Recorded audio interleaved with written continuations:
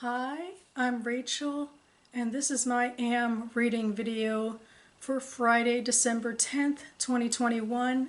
Definitely going up on a Saturday, so that tradition continues. I will try to keep this short and sweet because I am actually talking about short stories exclusively, so what do you know? Starting with this collection, another tradition I'm very excited to return to, holding up this collection of Dorothy Parker's complete short stories, which I have been slowly eking through since May, although I've only been reading basically for these videos, so it's been a couple months, I guess. But anyway, the story I read for this video is called Big Blonde. It was written in 1929. It's different from Parker's usual dashed off story. It's much longer than that. It's much more of an actual character study and meditation on this character named Hazel from New York, a young woman, perhaps growing a little advanced in age because it's in terms of needing to get married, you know, conventionally. And so she does ultimately, she has a few beaux, and you know, she decides on Herbie to marry. But it's a sad story where things go downhill really. Like whatever brought them together in the beginning doesn't hold up. And he finds her depressing, and I think she finds him a bit insipid. So they start drinking, or she starts drinking, basically to have something social to do with him. And like they go out sometimes to drink rather than stay in, although she's kind of a homebody, but he gets bored and upset at her. So anyway, it's obviously not really working out, and ultimately he does leave her. And Hazel befriends another woman in the apartment complex where she lives who hangs out with a bunch of men called the Boys. And then Hazel kind of goes through them. Like she has a lot of different boyfriends afterwards, but nothing really lasts. And fun fact, one of the boyfriends was referred to as the Jew, like her final boyfriend. So that's our first, I think, real Jewish rep in Parker's collection. Ultimately, she and her friend are talking, and the friend mentions sleeping pills and where to buy them in New Jersey. And Hazel goes out and buys a couple of bottles and takes them, and you know, obviously as a suicide attempt, but her maid finds her when she's sleeping deeply but not, you know, dead. So they are actually able to kind of get her stomach pumped, and the whole thing, like then the doctor treats it as this huge inconvenience, like and you know, threatens of course to, you know, have her brought up on charges basically of attempted suicide. So it's kind of depressing, although the language is supposed to be, I think, sarcastic in its way of how they're treating this woman and her pain. I mean, I guess that's the main thing I'm thinking, is that this just doesn't seem like a good time to have depression, or even to be able to talk about emotions.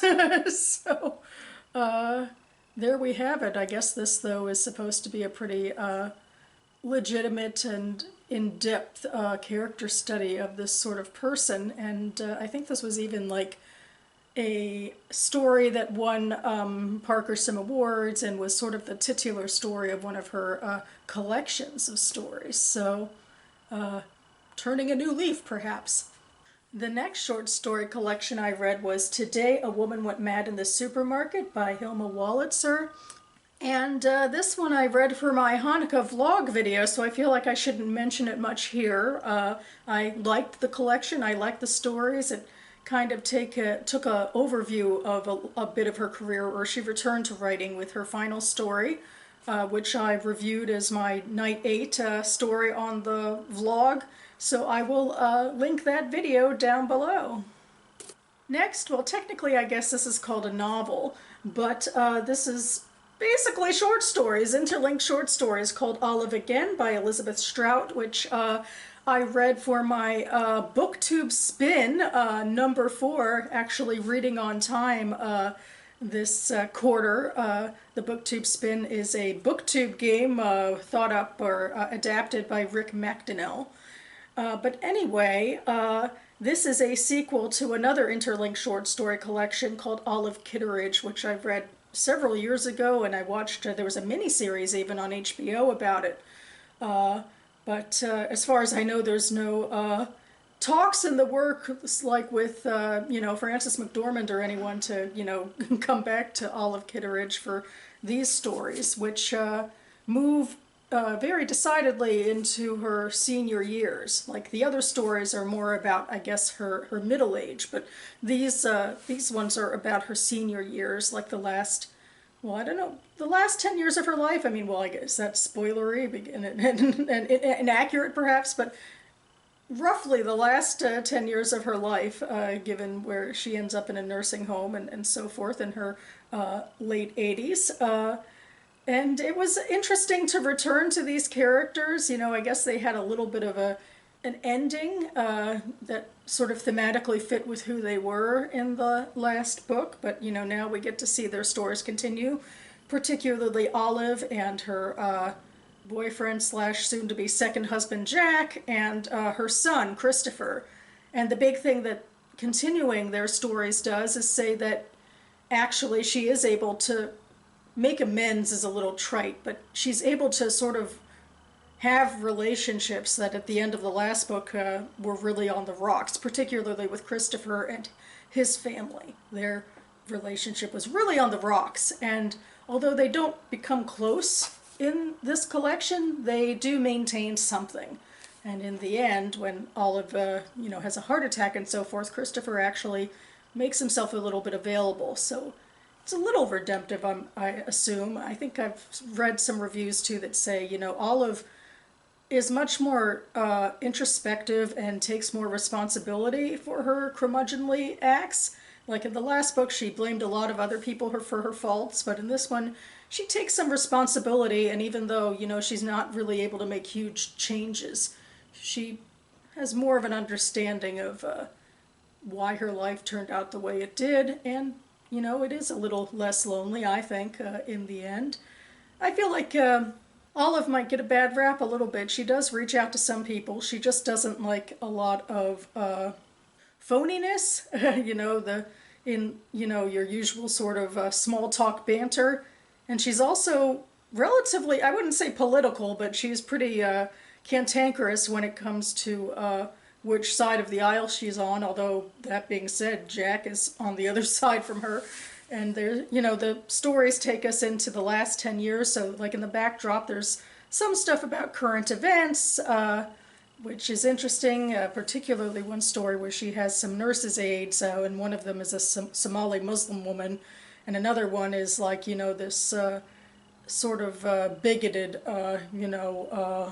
white woman. But Strout, takes the story beyond, those stereotypes, really. And it really is all of these stories, including the half of them where Olive actually is a tangential character, because that's another thing about these stories, is in half of them we're not following Olive directly. She's just sort of tangentially involved in the lives of the people in this small town in Maine. But I think a lot of them are dealing with the idea of death and legacy, which I guess makes sense because that's where Olive is on her trajectory. And anyway, I thought this was a really strong collection. I very much like Elizabeth Strout's voice. Maybe I should read more of her work. In fact, I think some of the characters from another collection of her stories eke into this book a little bit into one of the stories. So that's kind of fun. And the next short story collection I just finished is A Wild Swan and Other Tales by Michael Cunningham, which is his take on retelling some fairy tales, like mostly classics, I guess, Beauty and the Beast and Rumpelstiltskin and what have you.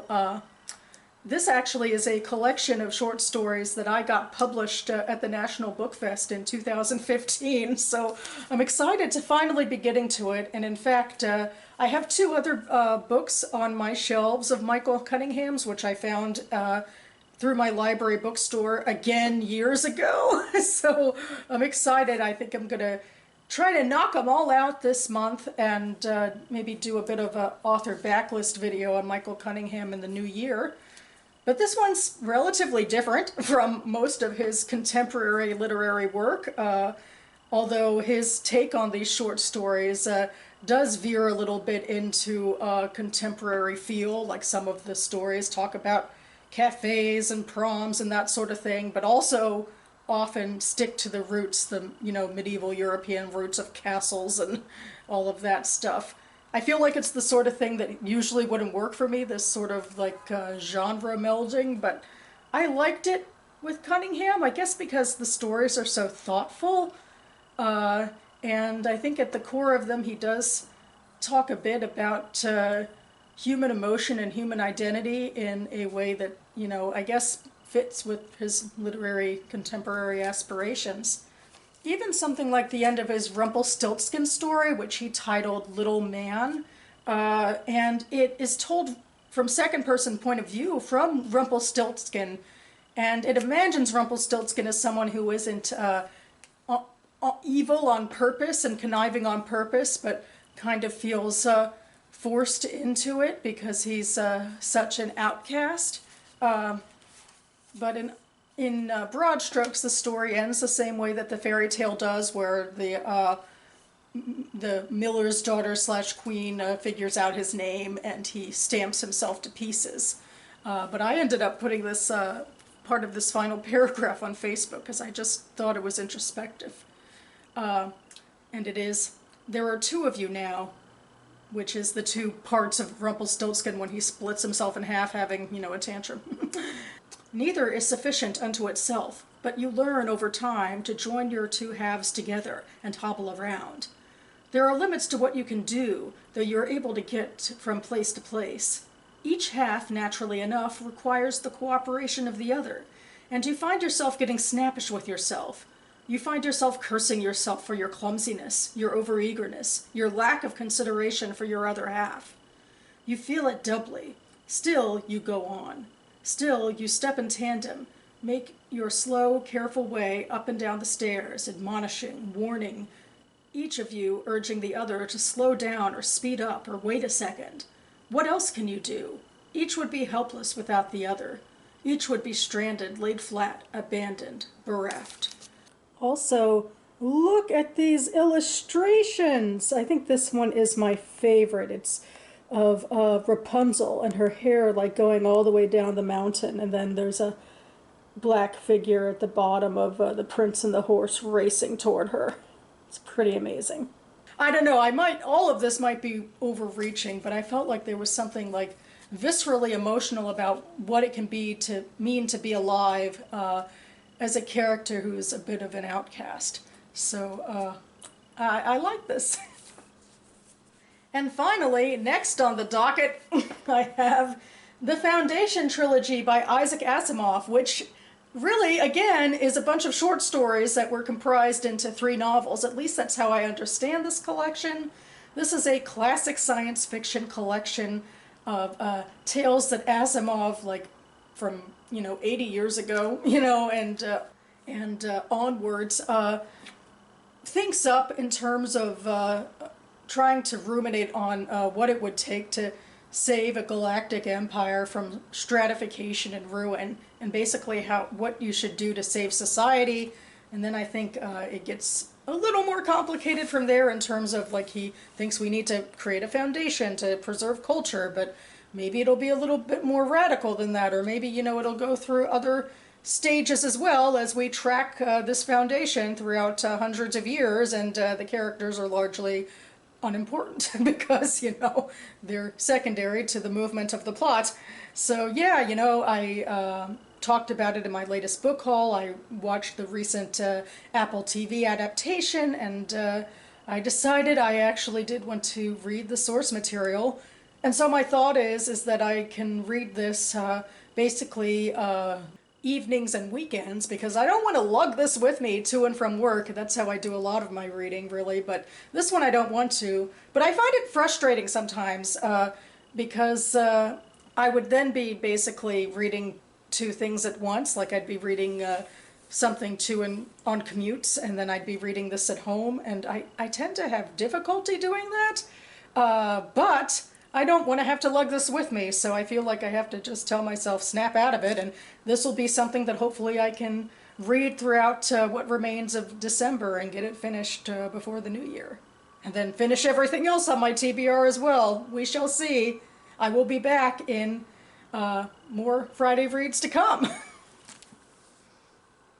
So that about covers it for me now. Back in the saddle again. Most of the weekend remains ahead of me, and it's kind of a busy one. I have my writer's salon on Saturday, and there's a sort of holiday open house happening right after that, which I'll probably attend at least for a little while. Then on Sunday I have my mom and auntie's book club, and on a whim, maybe a little too much of a whim, I decided I wanted to attend a virtual conference on Jewish adult writing with a bunch of people in the industry put on by the Jewish Book Council. I'll link to more information down below in case you're interested. I imagine I'll do a little bit of a ramble on it in my reading and writing blog.